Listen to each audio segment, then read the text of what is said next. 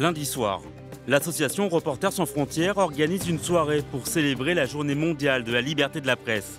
Une édition consacrée au combat du journalisme. Parmi les invités, Paul Morera.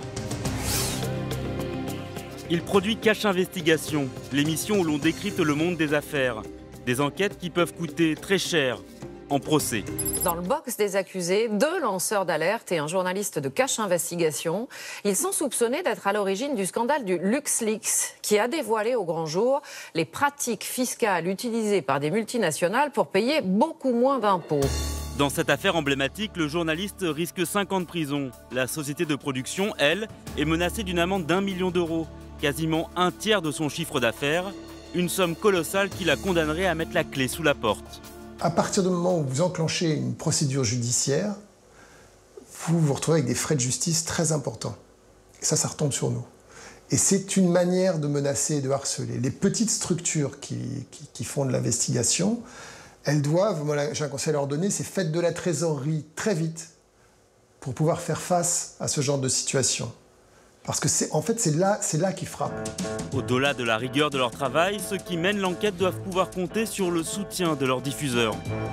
Dans les pays anglo-saxons, il y a une véritable solidarité des chaînes envers les producteurs qui font du travail d'investigation. En France, nous sommes en ce moment dans une procédure de négociation pour qu'on s'aligne un peu sur les anglo-saxons. Parce que c'est un véritable cimetière, en fait, le milieu des agences de presse qui ont fait de l'investigation. Là, on est en Syrie.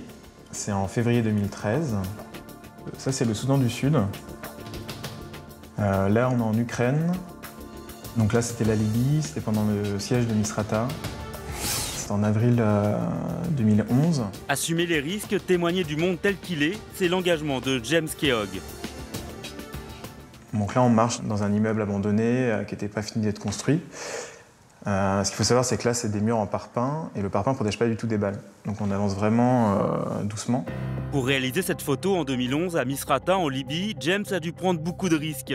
Une traversée en bateau chargée d'armes avec des rebelles pour accéder à la ville assiégée, cheminer dans les rues avec des combattants pour investir cet immeuble où est caché un sniper pro-Kadhafi.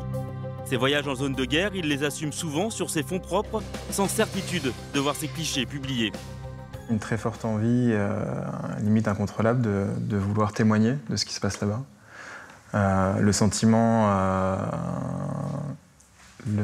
qu'il faut éviter à tout prix d'avoir des zones d'ombre, qu'il faut raconter les choses, que je pense qu'il n'y a rien de pire que les trous noirs, comme ce qui peut se passer en Syrie en ce moment, avec les zones contrôlées par Daesh.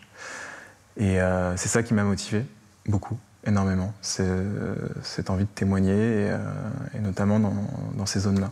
C'est l'un des articles que j'avais publié dans la semaine le vendredi 28 août 2015. Un article intitulé « Fini le dialogue ». Depuis septembre dernier, Élise Ngabire est réfugiée en France. Journaliste burundaise au journal indépendant Iwachu, elle a couvert la dérive autoritaire du pouvoir depuis 2015, les morts et les arrestations arbitraires. Depuis un mois, les affrontements de plus en plus violents entre policiers et manifestants ont fait plus d'une vingtaine de morts, déjà dans la capitale. En août 2015, elle publie un article sur les promesses non tenues du président Nkurunziza, celui de trop pour les autorités qui la menacent. Après plusieurs tentatives d'intimidation, 9 policiers finissent par venir l'arrêter à son domicile. Elle parvient à fuir et décide de quitter le pays, craignant pour sa vie. Il faut que le pouvoir aussi se rende à l'évidence et constate que les médias ne sont pas des ennemis, mais plutôt des acteurs qui sont là pour aider le pays à évoluer. Elle continue à travailler pour son journal depuis la France, mais espère pouvoir rentrer un jour. Mais si je continue à publier, si je continue à exercer, c'est parce que je me dis que c'est un combat que nous devons nous tous mener. Selon Reporters sans frontières, en 2015, dans le monde, 110 journalistes ont été tués et 207 emprisonnés dans l'exercice de leur profession.